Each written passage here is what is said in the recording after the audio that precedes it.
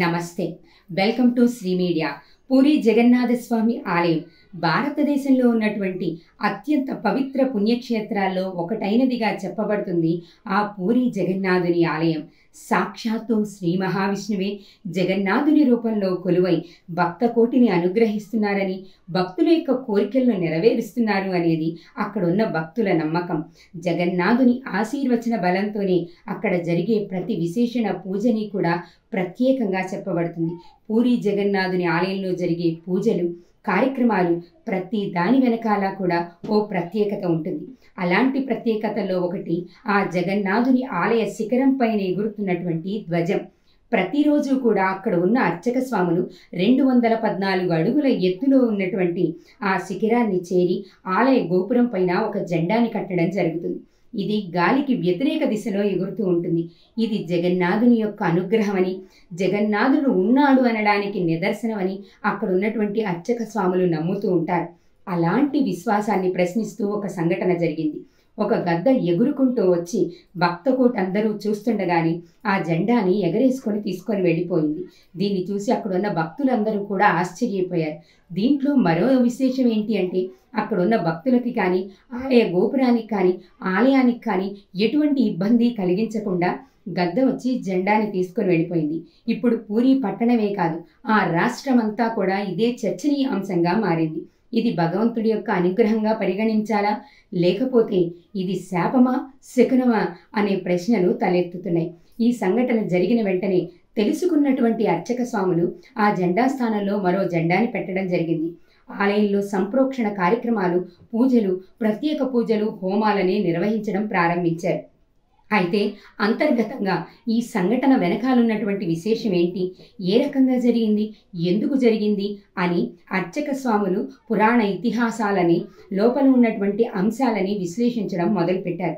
దీన్ని ఎలా తీసుకోవాలి అనే ప్రశ్న అందరి మనస్సులలో తలెత్తింది.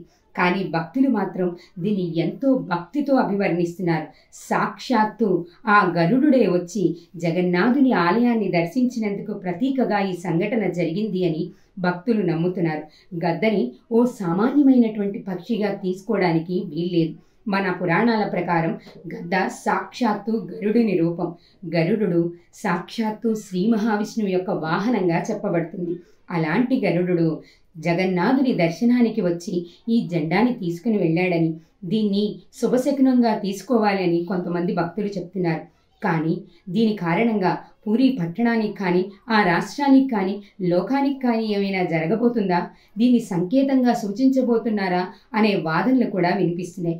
ఇంతకీ ఇది ఏ రకంగా అభివర్ణించాలి అనేది మాత్రం ఇప్పటికీ తేలనుంది. చూద్దాం ఈ గరుడు చేసినటువంటి ఈ ప్రక్రియ ఎలా మారనుందో.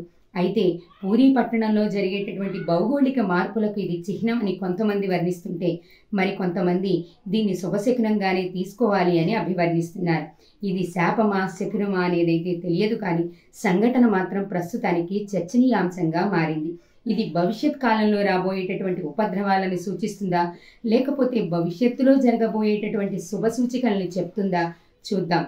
గరుడు యొక్క ఈ చిహ్నాన్ని ఎలా వర్ణించబోతున్నారో, పూరిలో ఉన్నటువంటి అర్చక స్వాములు దీనిపైన ఏ విశ్లేషణ ఇవ్వబోతున్నారు అని ఆసక్తిగా అక్కడున్న ప్రజలందరూ కూడా ఎదురు చూస్తూ ఉన్నారు. అయితే ఇంతకు ముందు ఎప్పుడు ఇలాంటి సంఘటన జరగలేదని, ఆ ధ్వజానికి ఎప్పుడు ఎలాంటి ఇబ్బంది కలగలేదని అక్కడ ఉన్నటువంటి అర్చక స్వాములు చెప్తున్నారు.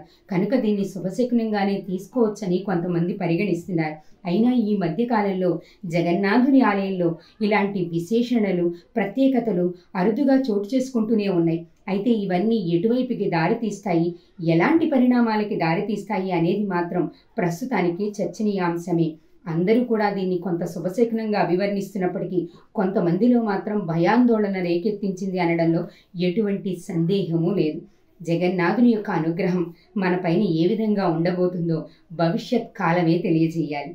మరో కథనంతో మళ్ళీ కలుద్దాం. నమస్తే.